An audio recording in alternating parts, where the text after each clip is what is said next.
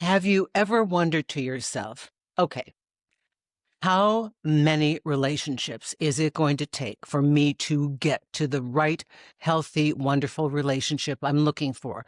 And why do some people seem to get there right away, or they've come out of an abusive relationship and boom, they're in a healthy one? How does that happen? Hey there, Susan Winter here. Thank you so much for being a subscriber. You might be listening to this on YouTube, or maybe you're on the podcast, but please, if you haven't already, subscribe and hit the little bell. That way you'll get a notification.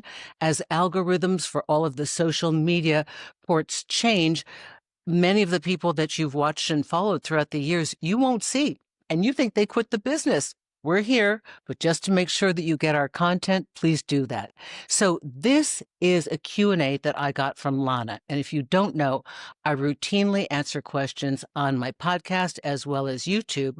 Go to susanwinter.net, contact page. There's a box that says Q&A. And I'm reading this from Lana. Now, Lana has been very generous. She had some beautiful testimonials that she shared about me on Instagram. So Lana, I recognized your name right away, so I had to get this out to you. And Lana wants to know if you can get into a healthy relationship right after an abusive one, and how in the world does somebody do that? Lana, thank you for this, really, truly. So Lana writes, is it possible for someone to come straight out of an abusive relationship and walk straight into the one? I've seen a few people do this, and I wonder, why does it take some of us, relationship after relationship, to intrinsically get it, and some people seemingly no time at all? Do they do some work in the last relationship and during their escape strategy? Do they process faster somehow? Okay, this is great. Here are my thoughts on this. And again, Lana, super. Thank you so much for this. Well, firstly, we should always be doing work in our relationship. It's really sound advice. At the end of a relationship, good or bad, however you want to count it in your life, do a review, not just what you got from them, who they were, and if there are any patterns in behavior that, oh, you had this, they were selfish, the one before was selfish, the one before. You need to isolate the patterns of what you're attracting into your life, but do the work on yourself. Where could you have been better? Where were you reactive when you could have been diplomatic? Where were you negotiating too much when you needed a boundary? Whatever it is, do the them work, do the you work. And if there was one overriding thing that you saw yourself doing, and again, I realize it's in correlation to your relationship with this person, but you see it as like, I don't want to bring that forward into my next relationship, then that's your correction moving forward. Do some people get it quickly? You know, Lana, in your estimation, you think they've met the one. I personally don't believe in the one. I think there are many choices to be made. How horrible in an expansive world where life's impulse is to continue to expand and grow, that we would just have one option. And if we lose it, that's it. No.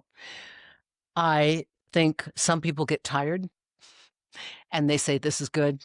I'm exhausted.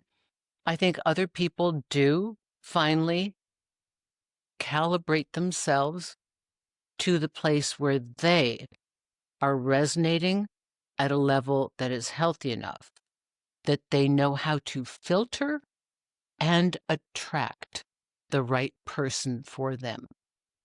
Remember, our learning curve is not from figuring out what we like. It starts by realizing, oh, I don't want this.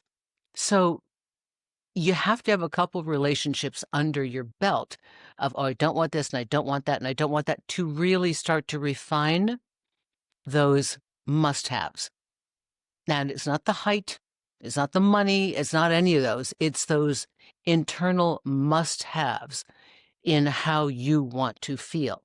So if you have been in an abusive relationship and you can use those words, chances are very good you've been doing a lot of journaling, a lot of complaining to your friends, hopefully a lot of speaking to your therapist, and that all throughout the journey, you have been looking at where you could amend your behavior to maintain your control in the relationship, establish boundaries, show high self-esteem, be a clear communicator, create um, very clear instructions for what you would like and need and why it's important to you, and also to hold your partner to consequences for breaking any of the stated goals or agreements that you have in this relationship.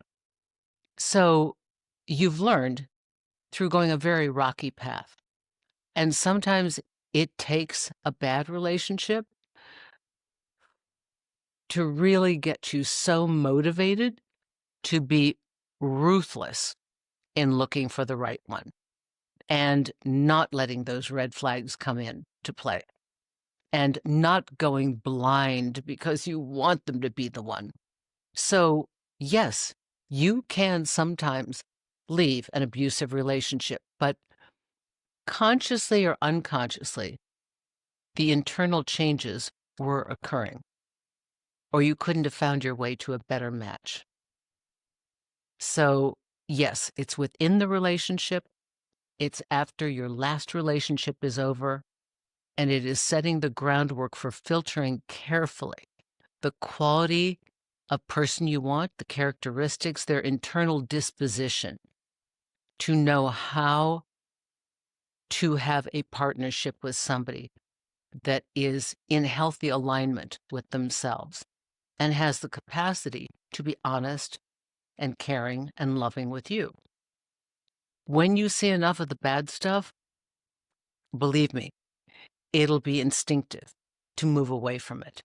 Yes, it might feel comfortable because it's what you know, but you'll have such a bellyful that you'll be just like, oh, oh, I saw that. I saw that look. I saw that sign. I saw that. And then you can really appreciate the good people. It's amazing, as I have done spring house cleaning with either friends or relationships, that each time I really got very clear on what I wanted and needed. And then better and better and better quality people began to enter my life because there are things that I just know I will gravitate toward. I gravitate toward generosity and toward true warmth and people that have the kind of disposition I do, very much other directed. Well, a people pleaser, but okay, honestly, I'm being honest, but people who are aware of other people's feelings and consider the actions that they take and how it will affect others. So basically, not narcissists. So when you've had a belly full of these people and you've been able to go, oh, that's what you call those people. Oh, that's why they always did this. And you've identified those patterns, you're on your way to a much healthier relationship. It can indeed happen. I just urge all of you not to give up hope. And if you have what you call a string of bad relationships, the best thing you can do, if you haven't already, get out a journal. Write every single partner you had, the good things that attracted you to them, the underlying things that ended up breaking up the relationship. Get a red magic marker out and circle the patterns. And then instead of feeling hopeless, like, oh my God, this is what I get, start to look at yourself. What is it within you that would have allowed that or even been attracted to it? So then you want the positive opposite. And you look for the positive opposite of the undesirable negative. And that's it. I met a lady waiting for the bus once. I had a client and I didn't have a car anymore. I'd given up my car in New York, and that's like getting another rent. And I was asking everybody about relationships at the time. And I said, how did you meet your husband? She said, oh, I met him here standing in line. Yeah, we were going to the same place. That was easy. I don't think she'd been in a bunch of abusive relationships. And I don't know how carefully she filtered. The parameters of what a person wants are at the level of the work they've done inside themselves. There are people who just really want somebody to come home, sleep in the same bed, and eat a meal with them. For people that have a growth mindset, there's a little bit more at play.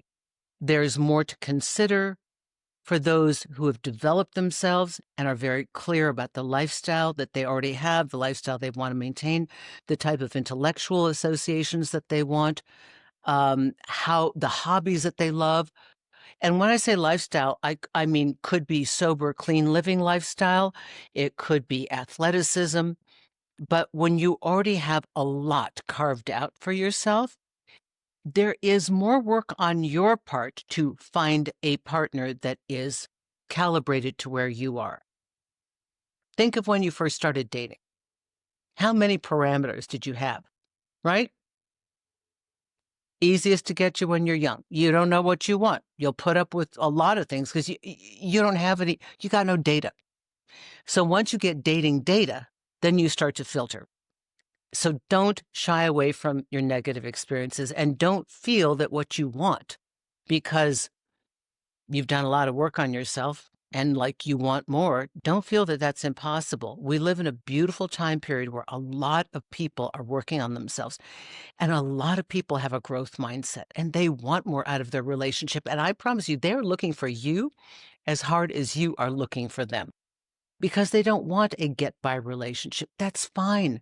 For some people, that's good and that's okay. And there's nothing wrong. It's not less. It's just different. But if you've got a lot of stuff around what you need and what you want, you've got to make sure you're tuned up to resonate that and attract it. And get rid of all the debris in your life that siphons your energy and gets you confused and gets you off your path. And just get really clear on who you are and what you're bringing to the table.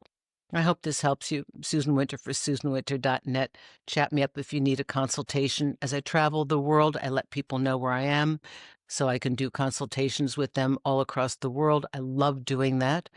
If you're traveling through New York City, consider meeting me in person for a consultation. That's a lot of fun. That's great fun. So in the meantime, keep the faith, know what you want, and you will get there. You will get there. Thank you, everyone.